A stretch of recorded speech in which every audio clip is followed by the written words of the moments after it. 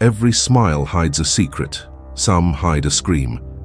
Welcome back to Tales from the Darkroom. Tonight's story isn't just about a doll. It's about what happens when a smile becomes a curse.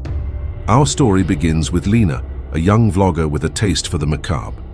Armed with a camera and a thirst for adrenaline, she's exploring an abandoned toy workshop on the edge of town. This isn't just any derelict building.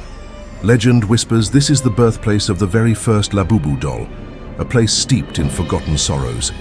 The air inside is thick with the scent of sawdust and decay.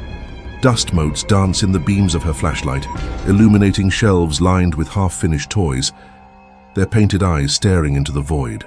The silence is heavy, a blanket over decades of silence. Lena's voice is a nervous whisper, narrating for her audience.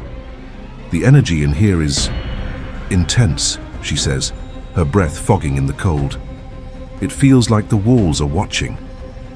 She pushes deeper into the workshop, her light finally landing on a small dusty workbench in the center of the main room. And there it sits, a single Labubu doll, its iconic buck teeth and wide eyes seeming to gleam in the darkness. It's older than any she's ever seen. It's felt worn and faded. As Lena zooms in, her camera's microphone picks up something impossibly faint, a whisper, like a sigh of wind trapped in a bottle. So, lonely.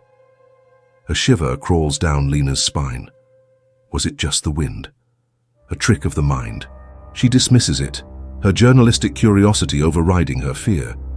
Her search continues, her fingers brushing against a stack of leather-bound books tucked beneath the workbench. One stands out, a diary, its cover embossed with the name Victor Hans, the toy maker. With trembling hands, Lena opens the journal.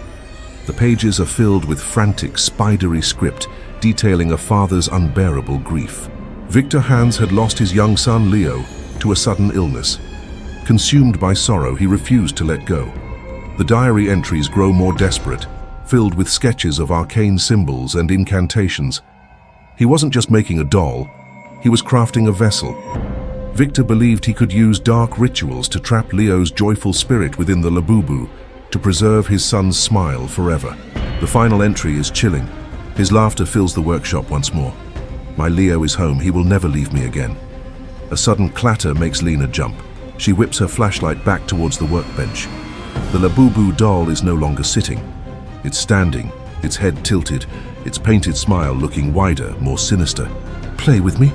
A child's voice echoes clearer this time, emanating directly from the doll. It takes a small, jerky step forward.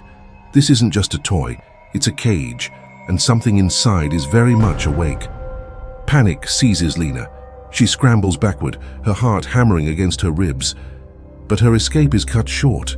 All around her, from the dark corners and dusty shelves, a symphony of whispers begins. Lena. Lena. The other dolls, the forgotten rejects and prototypes, begin to stir. Wooden limbs creak, glass eyes blink open. Dozens of small, shadowy figures shuffle forward, blocking the doors, the windows, every possible exit. Their voices merge into a haunting chorus, a chorus of trapped souls. Lena is cornered. She turns back to the original Labubu, now standing directly in front of her. Its smile is a grotesque rictus. "You can stay too," it giggles, Leo's voice now twisted with something ancient and malevolent. "We need new friends." From the seams of the Labubu's body, dark fibrous threads begin to unspool, slithering through the air like sentient vines. They wrap around Lena's arms, her legs, pulling her tight.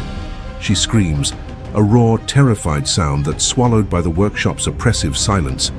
The threads tighten, weaving into her skin, her very essence being pulled from her body and drawn into the doll. Her vision blurs. The last thing she sees is that horrifying, smiling face. The next morning, sunlight streams through the grimy windows of the silent workshop. Police, responding to a missing person report, find the place eerily empty. The only evidence of Lena's presence is her camera, lying on the floor, its battery dead. And on the workbench, something new. Next to the original worn-out Labubu sits a pristine, brand new one.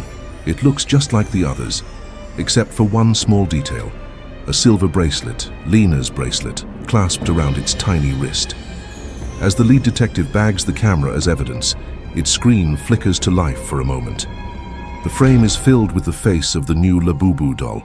Slowly, mechanically, it turns its head to look directly into the lens.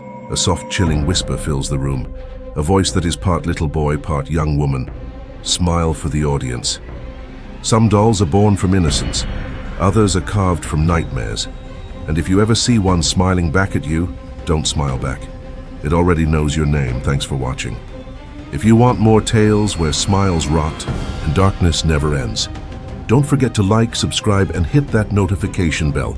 Stay safe in the shadows.